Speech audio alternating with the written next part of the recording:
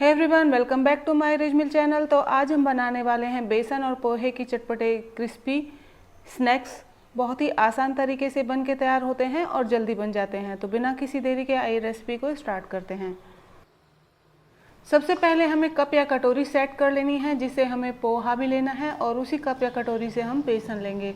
तो सबसे पहले हम पोहा लेंगे और इसे भिगोने के लिए रख देते हैं। एक छलनी में इसे धो लेंगे इस तरीके से और इसे रख देंगे थोड़ी देर के लिए ताकि अच्छे से फूल जाए।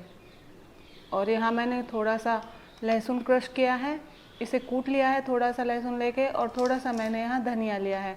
तो धनिया के हमें पत्तियाँ लेनी है, स्टेम हमने बिल्कुल अलग कर दिया है, तो इसका यूज़ हम नहीं करेंगे, खाली पत्तियों को ही हम बारीक काट लेंगे।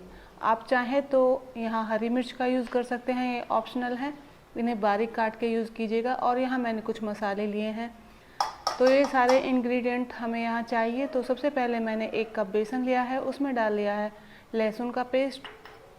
और अभी हमारे पास जो मसाले हैं इन्हें डाल देंगे। इनमें लाल मिर्च, हल्दी, गरम मसाला, काला नमक, सफ़ेद नमक और हींग है। तो इन सारी चीज़ों को यहाँ डाल देते हैं और इन्हें अच्छे से मिक्स कर लेंगे। पोहा डालने के बाद हम यहाँ धनिया डालेंगे। तो पोहा यहाँ हमारा अच्छे से भीग चुका है और अच्छे से फूल गया है। इसे हम डालने के बाद थोड़ा सा धनिया डाल देते हैं और इन्हें सभी चीज़ों को मिक्स कर लेंगे। 2 से 3 चम्मच के करीब आप ऑयल या घी का यूज़ यहाँ कर सकते हैं। तो यहाँ मैंने 3 चम्मच के करीब सरसों के तेल का यूज़ किया है। ये पका हुआ तेल है और इस तरीके से आप मैश कर लीजिए। अगर आपको ये मिश्रण थोड़ा ड्राई लगता है तो हल्का सा छींटा आप पानी का दे सकते हैं। और एक हमें अच्छा सा डो बना लेना है। इसे मैश करते हुए आप गूंदिएगा। और आप यहाँ देखिए, जैसे जैसे आप मैश करेंगे ये डो की फॉर्म में आने लगेगा। थोड़ा सा आप यहाँ घी या ऑयल लगा सकते हैं ताकि ये हाथों में चिपके नहीं।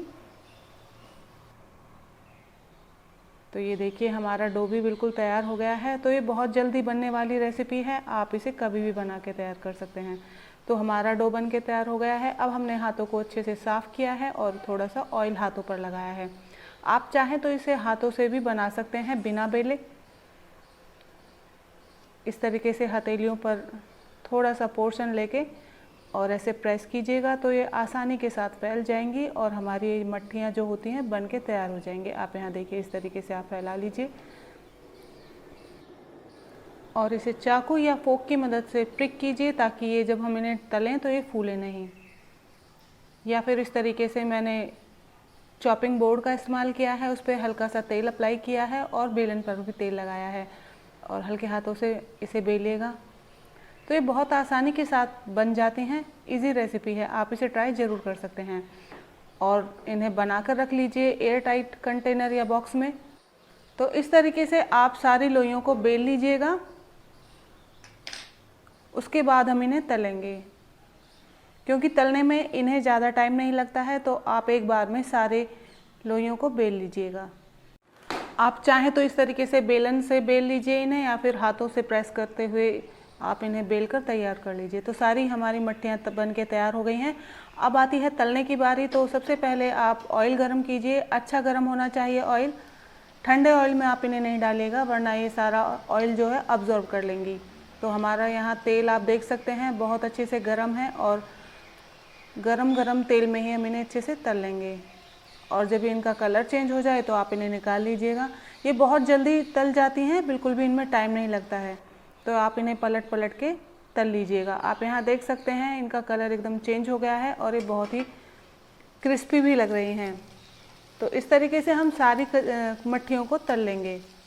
और तलने के बाद आप इन्हें ठंडा होने दें। उसके बाद एयर टाइट कंटेनर में भर के रख दीजिए और जब भी आपका मन करे चाय के साथ एंजॉय कीजिए, या फिर आपके पास कोई गेस्ट आया हुआ है तो उसके लिए आप सर्व कर सकते हैं। और आप इन्हें दही पपड़ी जैसे बनाते हैं उस तरीके से भी यूज़ कर सकते हैं। बहुत ही टेस्टी लगेंगी, एक बार इन्हें बना के ज़रूर देखिएगा। तो आप ये रेसिपी कब बना रहे हैं मुझे कमेंट करके ज़रूर बताइएगा। और अगर आपको मेरी वीडियो पसंद आती है, रेसिपीज़ आपको अच्छी लगती हैं, तो मेरी वीडियो को लाइक किया करें, चैनल को सब्सक्राइब करना ना भूलें, बेल आइकन को प्रेस कीजिए और जिससे आपको मेरी वीडियो की नोटिफिकेशन मिल जाएगी और आप इजीली मेरी वीडियो को देख पाएंगे। तो आपको ये क्रिस्पी और चटपटी मट्ठियाँ कैसी लगती हैं मुझे कमेंट ज़रूर कीजिएगा और मुझे बताइएगा, और कब बना रहे हैं ये भी ज़रूर बताइएगा। तो फिर मिलते हैं नेक्स्ट वीडियो में नई रेसिपी के साथ, तब तक के लिए बाय बाय।